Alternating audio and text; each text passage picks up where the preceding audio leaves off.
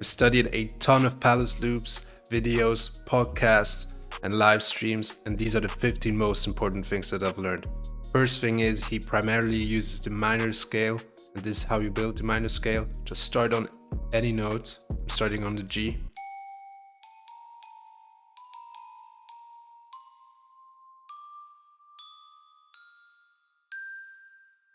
And build this pattern. You can pitch it up or down, and it's always going to be the minor scale. So these are all the notes we're going to be using today. He uses a wide range of BPM.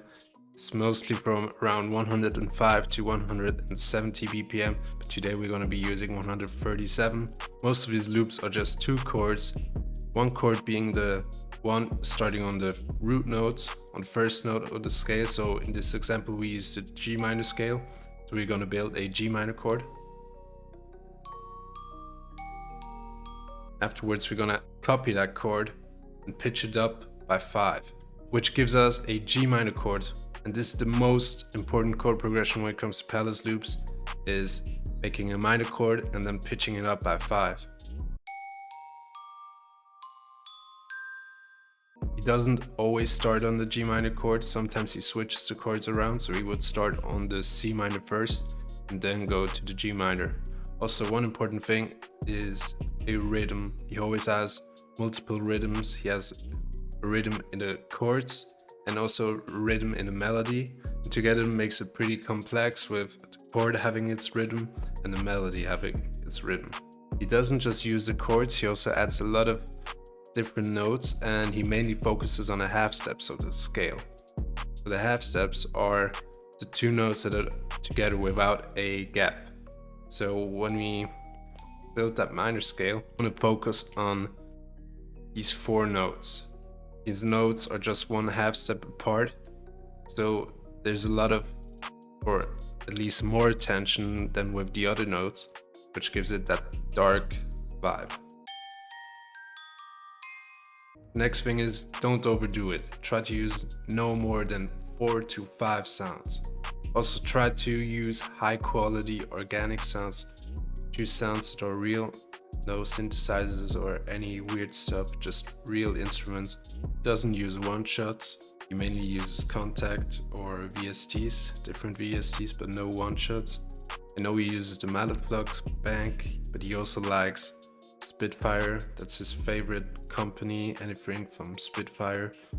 For example, the Albion Solstice bank, that's one of his favorite banks. For this loop we use the Glockenspiel from Mallet Flux. Second sound is a marimba from Mallet Flux.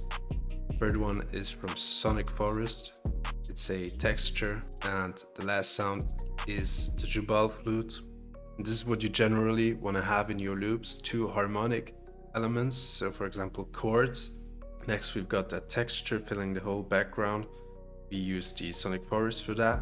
And on top you want the melody. For the melody we use the Jubal flute. We want to have 2 chords, 1 texture, and the melody on top. When it comes to mixing, please don't overdo it. Just use a couple of effects. However, one plugin he likes to detune his melodies is Mundo Mode. He also uses a lot of automation. A couple of things you could automate would be reverb, delays, or he also likes to automate his imager, make it a little bit wider, or pan it, make a pan automation, or you could also automate the volume. These are just a few examples you can automate, but be creative and automate your own stuff and come up with your own patterns. On the master he uses a lot of effects. I know that he uses UAD plugins, but I don't have those, so I'm just using different plugins. And he also uses analog ear compressors and that kind of stuff. As you can see on this picture, he's using a couple of these compressors. I couldn't find out the names of these compressors except for one, which is the B2, but of course these are very expensive, and if anyone knows the names of the other compressors, please let me know in the comments.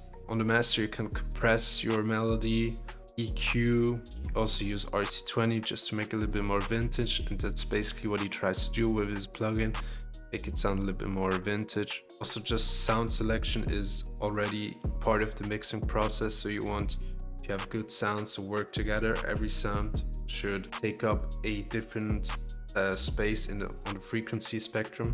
So you want your lows, you want your mids, your highs, As you can see, I've got pretty much every frequency covered, and that's what you want to achieve. So yeah, that's pretty much it. These are 15 tips, 15 things I've learned from studying his podcast and everything.